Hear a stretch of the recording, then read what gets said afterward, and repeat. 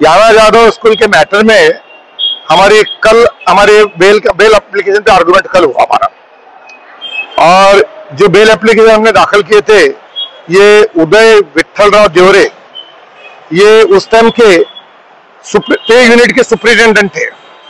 तो इनको भी पहले छावनी पुलिस स्टेशन में सीआर नंबर 98/2025 में इनको आरोपी बनाया है, और इन पे आरोप रखा गया था कि भाई इन्होंने ये सब मिलजुल के ये लोगों ने झूठे कागज पत्र बनाकर ये संदीप जादव करके जो एक क्लर्क याना जादव विद्यालय में था, इसकी सैलरी इन्होंने मंजूर की उसकी, और इन्होंने कई 1.5 कोटी का सब लोगों ने मिलकर अपार किया, ऐसा आरोप रखा गया था। तो कल हमने कोर्ट को बताया कि संदीप जादव ये जो एक एम्प्लॉय था, ये याना जादव विद्यालय में क्लर्क बोल के इसकी अपॉइंटमेंट की गई थी, मैनेजमेंट ने की थी। अब नियुक्ति से उदय विठलराव देवरे का कोई भी ताल्लुक आता नहीं क्योंकि उदय विठलराव देवरे उस वक्त ये पे यूनिट के सुपरिटेंडेंट खाली थे। मैनेजमेंट ने जो संदीप जादव की जो अपॉइंटमेंट की, उसके अपॉइंटमेंट करे बाद मैनेजमेंट ने डायरेक्ट वो प्रपोजल उसका अप्रूवल के लिए एजुकेशन ऑफिसर को भेजा।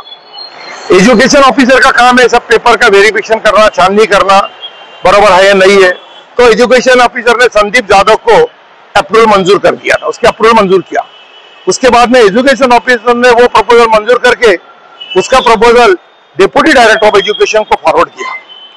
डिप्टी डायरेक्टर ने भी उसको मान्यता दी, सैंक्शन दिया, और फिर से वो प्रपोजल एजुकेशन ऑफिसर के पास भेजा। फिर एजुकेशन ऑफिसर ने ये सब प्रपोजल को फाइनल मान्यता डिप्टी डायरेक्टर ऑफ एजुकेशन से मिलने के बाद पे यूनिट के पास भेजा। अब पे यूनिट का काम क्या है कि एजुकेशन अथॉरिटी ने जो अप्रूवल दिया है और डिप्टी डायरेक्टर ने उसको जो सैंक्शन किया, मान्यता दी है, उसके मुताबिक उनके ऑर्डर का पालन करना, उनके ऑर्डर का इम्प्लीमेंटेशन करना। तो उन्होंने एजुकेशन ऑफिसर ने जो संदीप जादव को जो अप्रूवल दिया था वो 2012 से दिया था।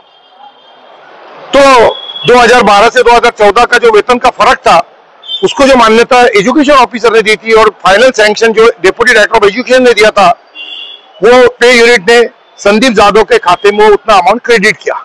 अब उस संदीप जादव की अपॉइंटमेंट 2012 की है या 2014 की है, इसकी शहनिशा करने का काम ये एजुकेशन ऑफिसर का है। इसकी शहनिशा करने का काम पे यूनिट का नहीं रहता है।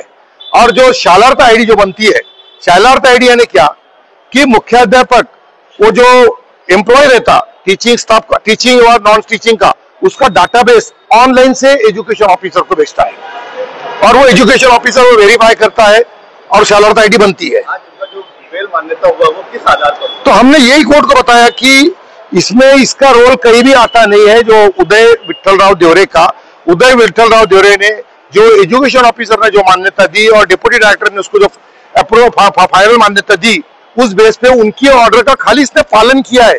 तो इसने कहीं भी झूठे कागज पत्र बनाए नहीं है, और उनकी मान्यता के हिसाब से उसने जो सैलरी का फर्क था 2012 से 2014 का, वो संदीप जादव के खाते में डायरेक्ट क्रेडिट हुआ। तो यहाँ पे हम बेनिफिशियरी कहीं भी नहीं है कि हमने कोई झूठे कागज बनाए भी नहीं है, और अप्रूवल देने का और डॉक्यूमेंट वेरीफाई करने का काम ये पे यूनिट का नहीं रहता है।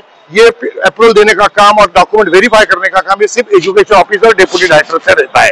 ये कोर्ट ने हमारी बहस मानते हुए आज उदय विठलराव देवरे को जमानत उसकी मंजूर कर दी। इसमें और 2 लोगों का भी मामला था, उनके ऊपर क्या हुआ? ये इसमें नहीं था साहब, वो सीआर अलग था, उसका सीआर नंबर 131/2025 वो था। उसमें देखो एक प्रवीण पाटिल एजुकेशन ऑफिसर और एक दूसरे सुधीर भास्कर पगार, ये दोनों ने भी बेल एप्लीकेशन दाखिल किया था। उनका बेल एप्लीकेशन पनार साहब ने कल नामंजूर कर दिया है। ये मालेगांव स्कूल के बारे में इनका मामला था। उनके वकील भी दूसरे थे, उनके तरफ से मैं नहीं था।